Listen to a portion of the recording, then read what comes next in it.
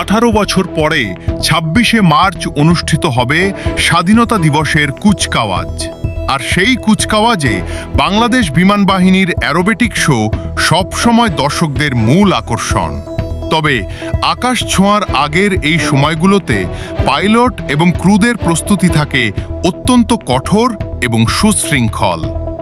আকাশে অ্যারোবেটিক শোর নেপথ্যের প্রস্তুতি।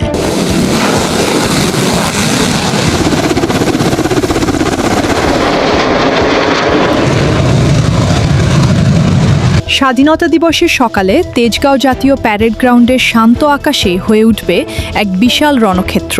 কিন্তু এই চোখ ধাঁধানো অ্যারোবেটিক শোর নেপথ্যে থাকে মাসের পর মাস কঠোর সাধনা আর প্রতি সেকেন্ডের নিখুঁত হিসাব। আকাশে ওড়ার আগে চলে মানসিক ও শারীরিক প্রস্তুতি। বাংলাদেশ বিমান বাহিনীর বীর উত্তম একে খন্দকার ঘাঁটিতে পূর্ব প্রস্তুতি সম্পর্কে ব্রিফিং প্রদান করে ফ্লাইপাস leader air commodore Mehedi Hasan. বাংলার আকাশ রাঙাতে প্রস্তুত বাংলাদেশ বিমান বাহিনীর অকুতভয় যোদ্ধারা। আকাশ জয়ের কারিগর শুধু পাইলটরাই নন, পর্দার আড়ালে থাকেন দক্ষ গ্রাউন্ড ক্রু আর টেকনিশিয়ানরা।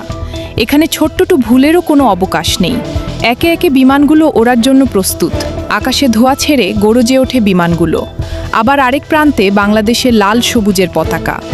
সেনা, নৌ ও বিমান বাহিনীর পতাকা নিয়ে বাংলার আকাশকে মুক্ত রাখার এক মূর্ত প্রতীক হয়ে উড়াল দেয় হেলিকপ্টারগুলো। 5টি F-7 যুদ্ধবিমান বর্ণিল রং ছড়াতে ছড়াতে প্যারেড গ্রাউন্ড প্রদক্ষিণ করে। লো লেভেল ফ্লাইং বিমান প্রদর্শনের পরে যোগ দেয় MiG-29 যুদ্ধবিমান। এই আধুনিক যুদ্ধবিমানটি রাষ্ট্রপতিকে ফ্লাইং স্যালুট প্রদর্শন করে। প্রস্তুতি প্রতিটি ধাপ পেরিয়ে এই লড়াকু বৈমানিকরা আসছে স্বাধীনতা দিবসে জাতীয় প্যারেড গ্রাউন্ডের উপর। এইটিক শো কেবল বীরত্বের প্রকাশ নয়, বরং সার্বভৌমত্ব রক্ষার অদম্য শপথ। দীর্ঘ 18 বছর পর আবারও আয়োজন করা হচ্ছে স্বাধীনতা দিবসের বর্নার্ড কুচকাওয়াজ। চলছে প্রস্তুতি। নিখুঁত ছন্দে নিজেদের প্রস্তুত করছেন বিমান বাহিনীর সদস্যরা। দীর্ঘ বিরতির পর এই আয়োজন নতুন প্রজন্মের কাছে স্বাধীনতা চেতনাকে শক্তভাবে তুলে ধরবে বলে মনে করছেন আয়োজকরা।